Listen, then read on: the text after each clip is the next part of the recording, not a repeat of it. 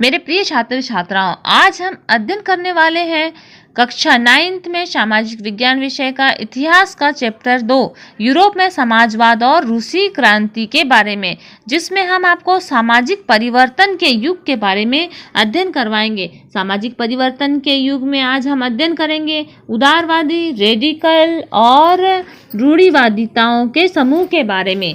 तो अब सबसे पहले हम देखते हैं कि उदारवादी कैसा परिवार समावेश या समाज चाहते थे। तो उदारवादी ऐसे राष्ट्र चाहते थे जिसमें सभी धर्मों को बराबर का सम्मान हो और सब जगह समान, सभी वर्ग को समान सम्मान की प्राप्ति हो।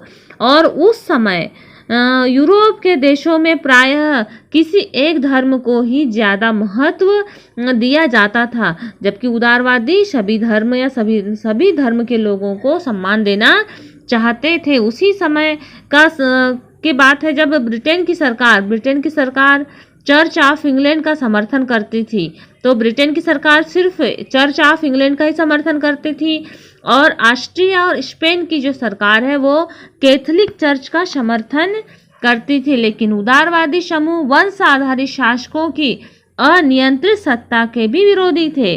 वे सरकार के समक्ष व्यक्ति मात्र के अधिकारों की रक्षा के पक्षधर थे। उदारवादियों का कहना था कि सरकार को किसी के अधिकारों का हनन करना या उन्हें छीनना नहीं चाहिए। यह समूह प्रतिनिधित्व पर आधारित एक ऐसे निर्वाचित सरकार के पक्ष में था जो शासकों और अफसरों के प्रभाव से मुक्त और सुप्रशिक्षित न्यायपालिका द्वारा स्थापित किए गए कानूनों के अनुसार शासन कार्य चलाएं। यह समूह लोकतंत्रवादी नहीं था। ये लोग सार्वभौमिक वयस्क मताधिकार और सभी नागरिकों को वोट के अधिकार देने के पक्ष में नहीं था। उदारवादियों का मानना था कि वोट का अधिकार केवल संपत्तिधारी, मतलब वोट वही दे सकता है जिसके पास में संपत्ति हो, संपत्तिधारी व्यक्ति को ही वोट डालने का अधिकार मान रहे थे। जबकि जो बाकी जो सार्वभौमिक वयस्क मताधिकार, जैसे कि हमारे देश में सभी जो 18 वर्ष की उम्र पूर्ण कर चुका है उसे, और जिसका नाम वो मतदाता सूची में है, वो वोट डाल सकता है, परंतु उदारवादियों का ऐसा मानना नहीं था। उसी प्रकार से अब हम अध्ययन करते हैं रेडिकल समूह। ये तो उदारवादी समूह के बारे में अध्ययन किया। अब हम देखते हैं रेडिकल समूह। रेडिकल समूह की क्या विचारधारा थी। तो रेडिकल समूह के लोग ऐसी सरकार के पक्ष में थे जो देश की आबादी के बहुमत के समर्थन पर आधारित हो। इसमें से बहुत सारे लोग महिला मताधिकार आंदोलन के भी समर्थक थे। तो यदि पूछा कि महिला मताधिकार आंदोलन के समर्थक कौन से समूह वाले थे, तो वो था रेडिकल समूह। उदारवादियों के विपरीत ये लोग सभी जमींदारों और संपन्न उद्योगपतियों को प्राप्त किसी भी तरह के विशेष अधिकारों के खिलाफ थे। वे निजी संपत्ति के विरोधी नहीं थे, लेकिन केवल कुछ लोगों के पास संपत्ति के संकेंद्रण का विरोध करते थे। मतलब रेडिकल समूह बोल रहे थे कि कुछ लोगों तक ही संपत्ति नहीं रहना चाहिए, संपत्ति सभी वर्ग के पास में होना चाहिए। उसी प्रकार से हम अब अध्ययन करते हैं रूढ़िवादिता। तो रूढ़िवादी का तबका जो था वो रेडिकल और उदारवादी दोनों के खिलाफ था।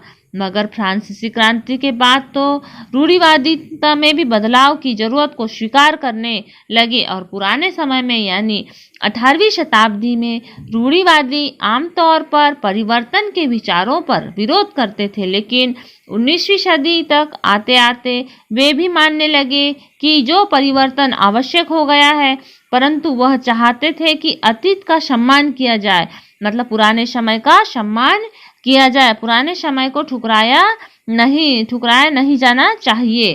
फ्रांसीसी क्रांति के बाद पैदा हुई राजनीतिक उथल पुथल के दौरान सामाजिक परिवर्तन पर केंद्रीकरण इन विविध विचारों के बीच काफी टकराव हुए।